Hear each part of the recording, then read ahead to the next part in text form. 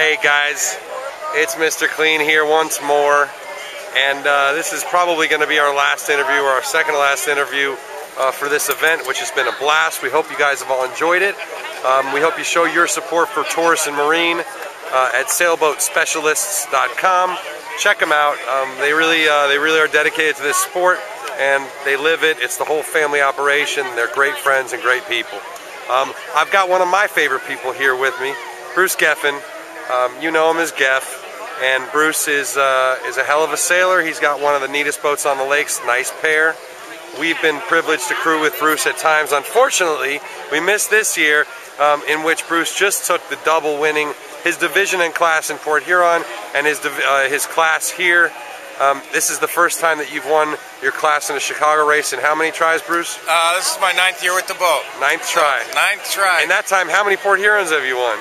We've won 3 Port Hurons and been bridesmaid in this one 3 times. Yeah. To the same guy. To the same guy who we did an interview with earlier, and he's he's one of our favorites too. Yeah, he's just that darn good. He is. But in any event, you put it together. You put a hell of a crew together, and I know you worked your ass off on the boat in the winter. Yeah. Tell us why is this race so much harder than the Port Huron race? You know, I can't tell you, because we always kind of make it look like the Detroit Red Wings. You know, you make the regular season and win that, and then you kind of lose it in the playoffs. So this year they won the Stanley Cup. We did that too. You get up to the 45th parallel and then everything changes. So they always said that Chicago is like about 3 different races, and that's the way it's been for us all the time. And so when we get up to the Manitou Passage, it's fine. And then everything always gets reshuffled and the deck gets reshuffled. And people usually bring up wind from behind. And in this one, we were tracking you, obviously, and you were well out. You went pretty hard right, like a lot of the lead boats did in the other classes. And you were well out in front of everybody in your class except for Voyager, and they weren't even that far ahead. Right. And then a few hours later, and you were probably 15 miles ahead of Gamera, 20 miles ahead of Gamera. Yeah. A few hours later, we check in, and every boat is sitting there in the passage, and you're in the lead still, but there's 100 boats there. Yeah, and they're all chomping at our heels too, and it's just one of those things. You know, we hit holes that they didn't, and they brought wind with them. You know, and it just kind of, you know, that's the way it is, and so we were like having to fight off those negative vibes about, oh, here we go again, here we go again. We were just sailing the race that we were given, and that was it. And that's, I think, the key with, you know, I have great people on the boat, you know, Clean included. That's like the one thing I was sorry about this whole year, is Clean and Meredith couldn't come on the boat. But we're always, race the race that we're given, and we push through, you know, that things, and that's one of the keys, I think, that the crew knows about, and we were able to, you know, do what we did with what we got and continue to go on to the finish this time. And for the 100th race, you know, how can it be better?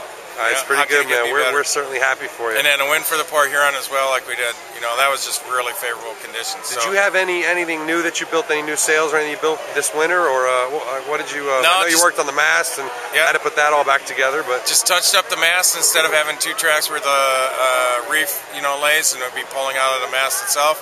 We made 1 track. And so that made reefing a whole lot easier with a lot less worries.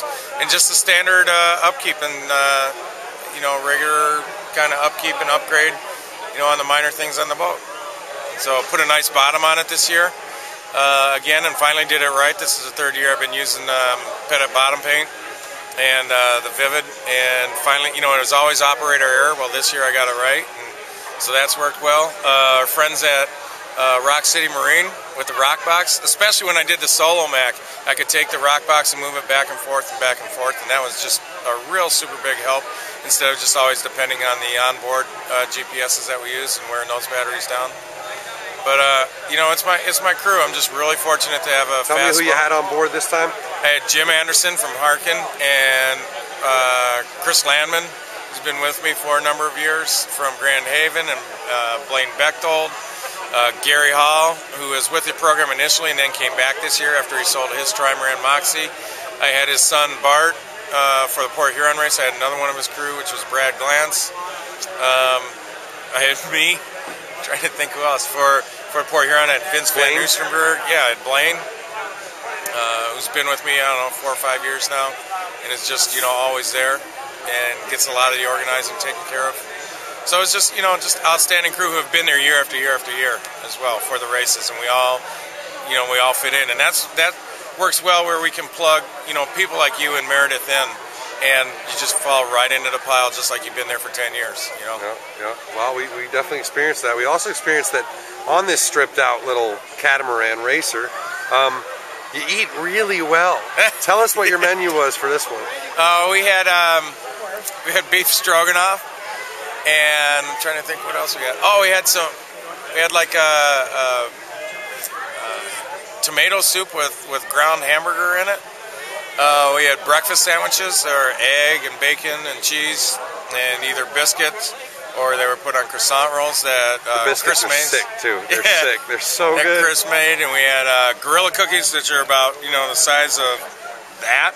That are loaded with chocolate chips and everything else. Again, what Grand Haven Bakehouse makes it all for us. It's for catering. So now you got there's the plugs. Grand Haven Bakehouse, check them out, and RockCityMarine.com. Good friends, great product, and I think it's cheaper than the alternatives at the moment. Absolutely. But check them out.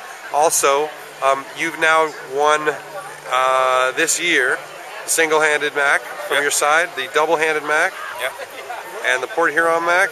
And Chicago Mac. And the Chicago Mac. So can't ask for anything. Couldn't have happened to a nicer guy. One more question. Yep. Our budding, hardcore young sailors, what's a really good profession to go into if they want to be able to race all summer? Teaching! As they all asked me, I said, whenever I went on interviews, and that's what I did, was I thought about, okay, how can I do my passion, which was sailing, and yet, put a nice roof over my head and everything else. And it was teaching. I came from a teaching family, so that was the best way that I could do it. All right, and it worked out great. Well, congratulations. We love you. And we love Anarchy. You guys, anarchists are great, clean, and and Meredith are awesome. Go to blocksailing.com. Because the three of us are all just attention whores, like Clean said from WJR last year. It's the best. All right, brother. Keep it real. Yep.